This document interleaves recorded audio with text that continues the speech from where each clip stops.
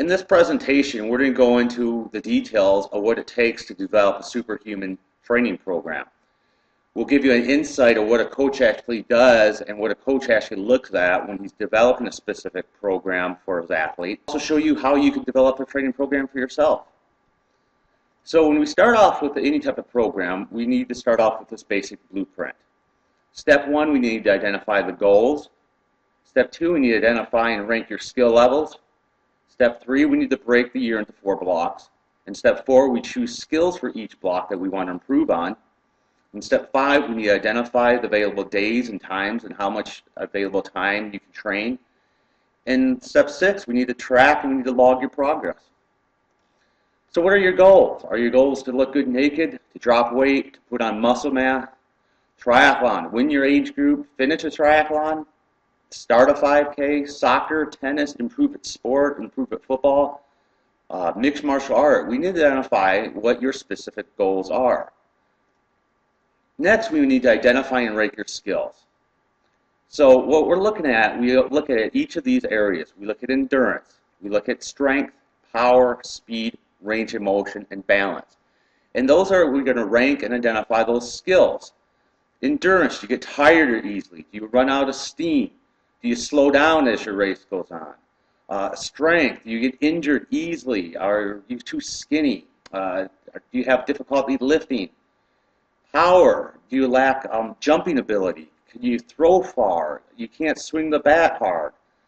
Speed, how fast can you run into first base? What's your speed level? Or, what's your lateral movement side to side? Range of motion, do you get hurt a lot? Can you touch the floor? Do you pull muscles a lot? Do you feel tightness? Can you not reach positions? Balance, is your gait unsteady? Do you fall down? So we need to identify, and we're going to rank these levels, then we can develop a plan to improve them. Next, we're going to break the year into 4 blocks. Okay, we start out with free, then we move to prep or base or foundation, build, and competition. And in the free season, that's typically the off season. That's where we recover from last year's training. You're going to try new stuff and fun stuff. That's when you kayak, play basketball, do something different usually than your other sport that you're actually training for. The next what we do is break into the prep, or that's a base. And that's where we develop our skills and working our drills and working our techniques, build the season as we move into very goal specific. We do higher intensity and volume, and that gets a little bit more focused on what your specific goals are. And then the competition or peak or race season, that's where we actually achieve those goals. So in each block, you'll be working on these 4 areas like I mentioned. Endurance, strength, power, speed, range of motion, and balance. And every area of this is addressed based on that rank or that ability that we rank to. How much time you spend in each area is going to depend on the block, where are you at in the season, and your skill rank for each of those categories. So free endurance.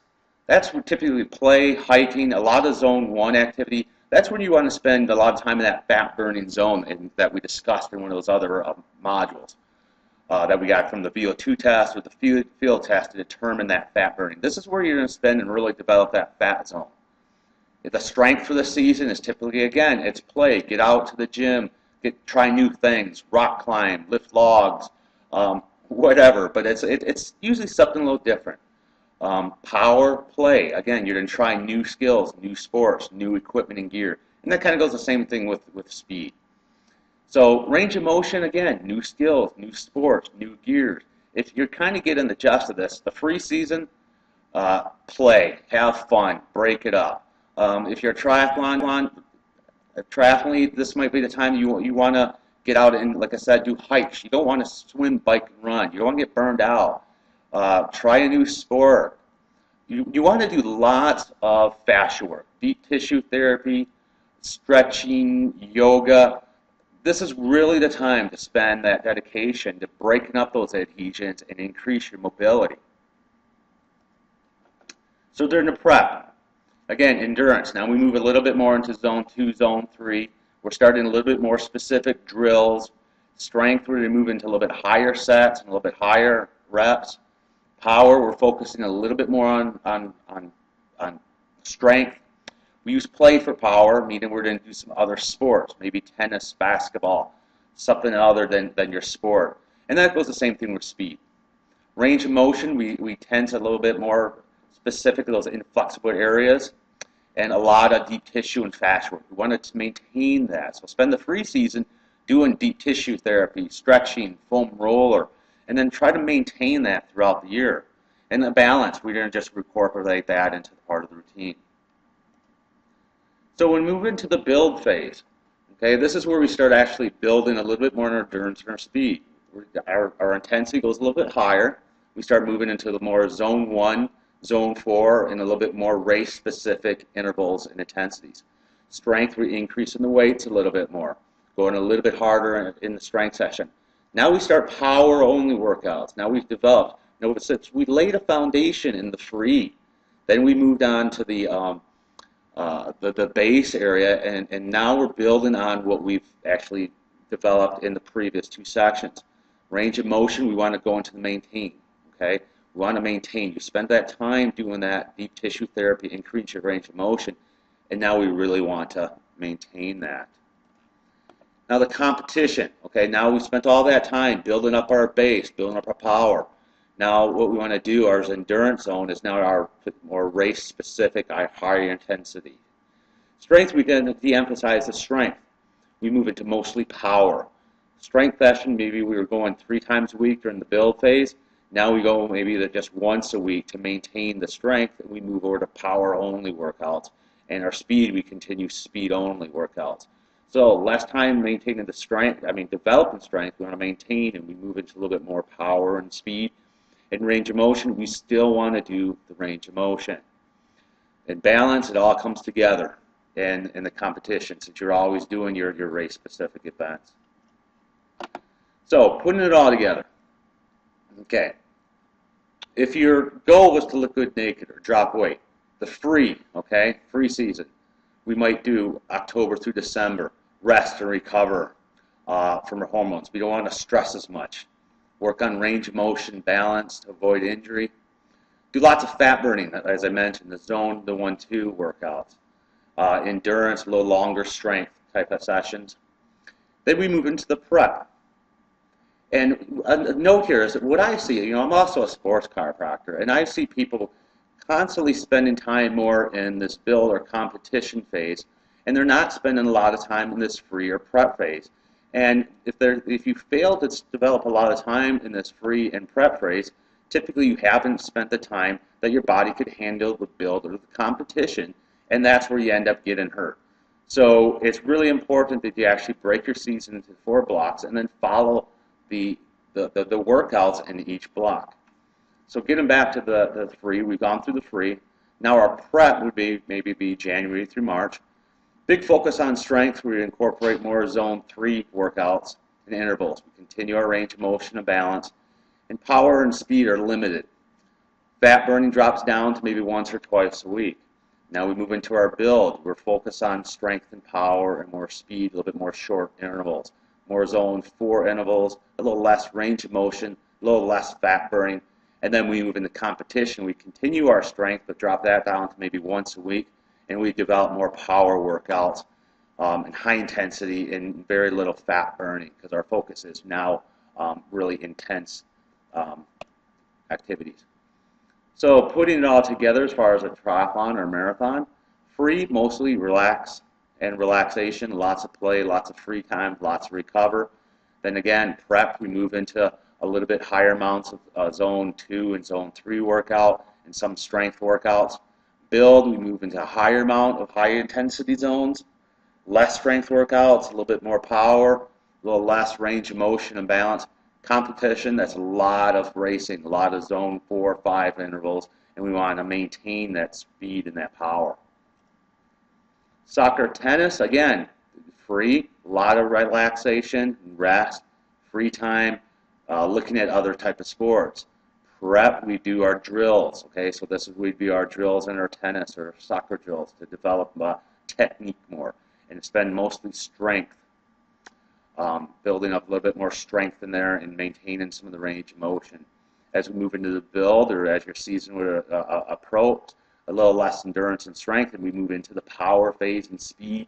Less emphasis on range of motion, but you still want to do range of motion to maintain your flexibility and reduce the injury. And then once we move into competition, mostly games, simulations, mostly all speed power workouts.